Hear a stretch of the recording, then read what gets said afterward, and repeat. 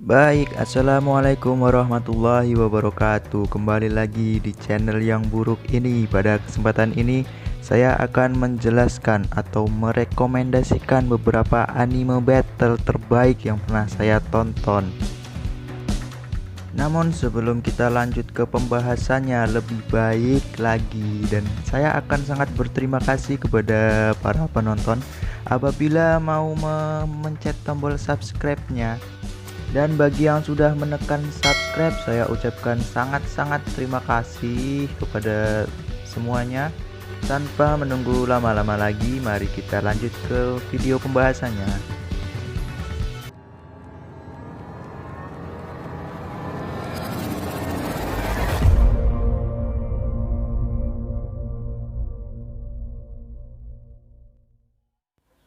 Untuk anime pertama yaitu adalah The Good of High School. GOH atau The Good of High School diadopsi dari manga webtoon.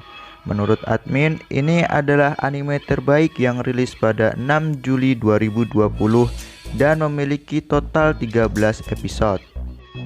Untuk sekedar informasi, anime ini digarap oleh Studio Mappa. The Good of High School sendiri mengisahkan tentang pertarungan bela diri antar sekolah SMA di dunia. Karakter utama di anime ini adalah Jin Mori yang merupakan seorang dewa kera namun ingatannya tersegel.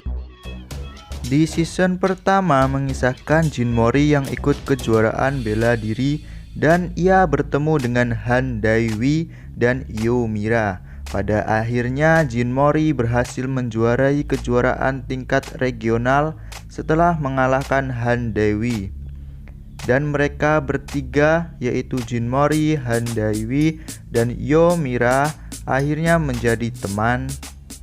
Hasil kejuaraan bela diri tingkat regional tersebut adalah Jin Mori menjuarainya, disusul dengan Han Dewi yang menjadi juara 2 dan Yo Mira di urutan ketiga.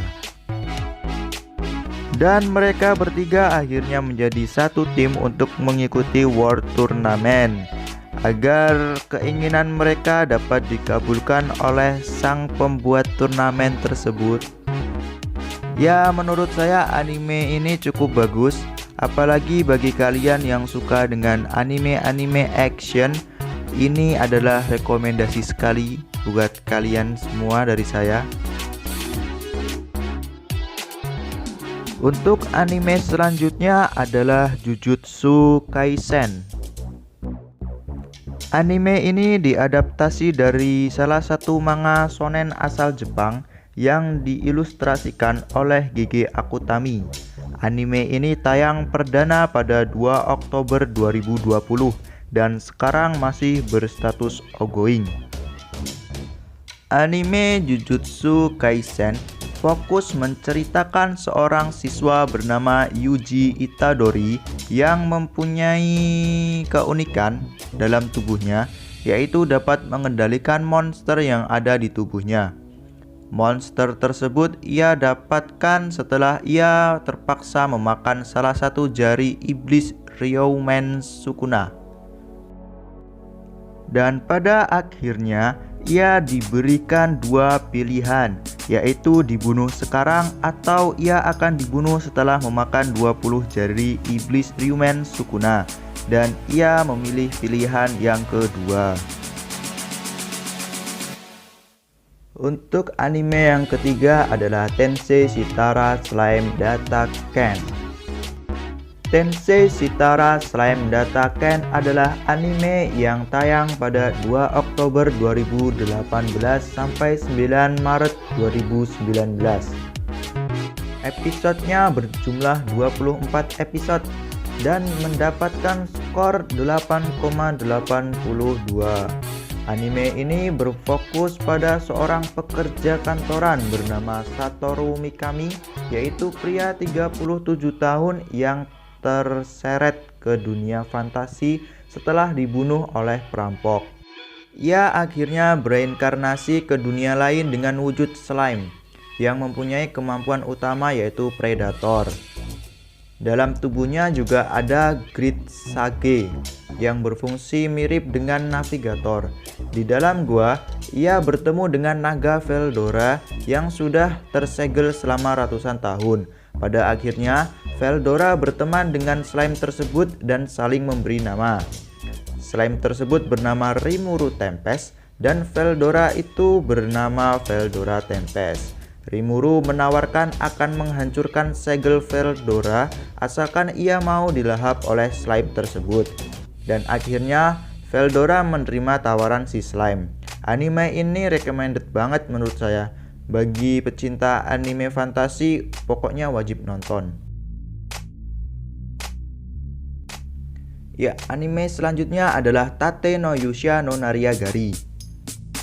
Ini admin agak cepetin ya penjelasannya, soalnya tadi kayaknya terlalu lambat banget. Ya, anime yang berkisah tentang seorang remaja bernama Iwatani Naofumi yang dipanggil ke sebuah dunia paralel bersama 3 orang lainnya untuk menjadi pahlawan dunia. Mereka dilengkapi senjata legendaris.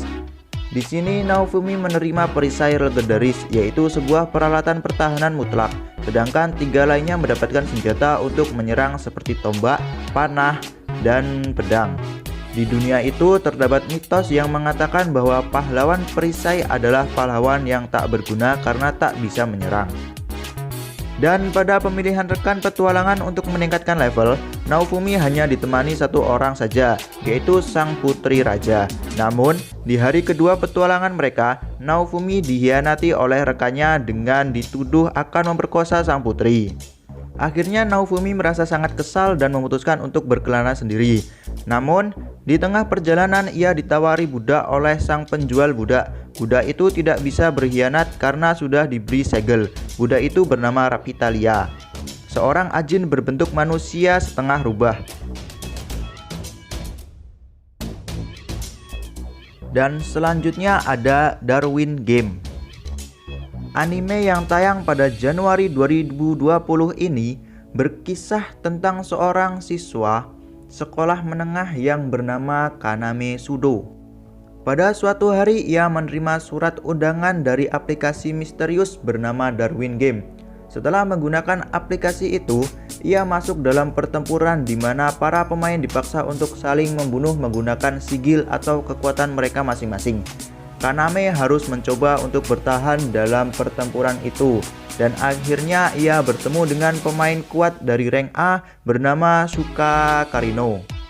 Kemudian Kaname belajar dan mengetahui bahwa tak ada cara untuk keluar dari game.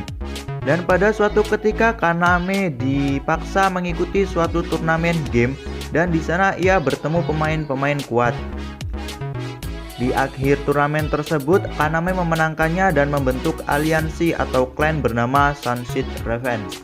Di pertempuran klan pertamanya, klan Kaname bertempur dengan klan One yang dikenal sebagai Raja Shibuya. Pada pertempuran tersebut, Kaname memenangkan pertempuran itu tanpa luka sedikitpun, dan akhirnya ia memutuskan untuk mengakhiri Darwin Game. Entah bagaimana caranya. Anime selanjutnya adalah Kimetsu no Yaiba. Kimetsu no Yaiba atau disingkat KNY adalah anime yang dapat dikatakan terbaik di Spring 2019. Anime yang tayang pada 6 April 2019 ini menyajikan battle yang epic. KNY adalah anime yang fokus menceritakan seorang pemuda bernama Tanjiro Kamado. Ia adalah anak sulung dari keluarga yang kurang mampu dan tinggal di pedalaman gunung di era Taisho. Sejak dulu, ada rumor mengenai Oni atau iblis pemakan manusia yang akan muncul jika malam tiba.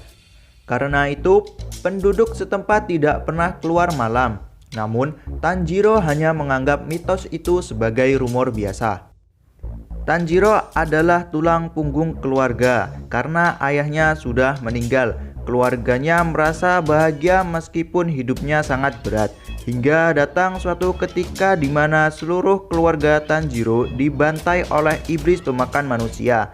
Pada saat itu, Tanjiro masih pergi menjual kayu bakar di kota. Karena sudah terlalu larut, dia ditawari warga untuk menginap di rumahnya.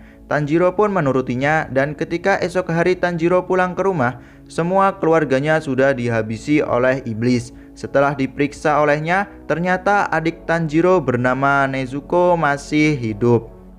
Namun Nezuko sudah berubah menjadi iblis. Dari sinilah cerita Tanjiro yang berkeinginan untuk merubah Nezuko kembali menjadi manusia dimulai. Ya, anime ini season pertamanya sudah selesai, di mana ada pertarungan epik antara Tanjiro Kamado menghadapi Rui. Mungkin cukup sekian yang bisa saya jelaskan. Saya ucapkan terima kasih karena sudah menonton. Dan sampai jumpa, jangan lupa bahagia.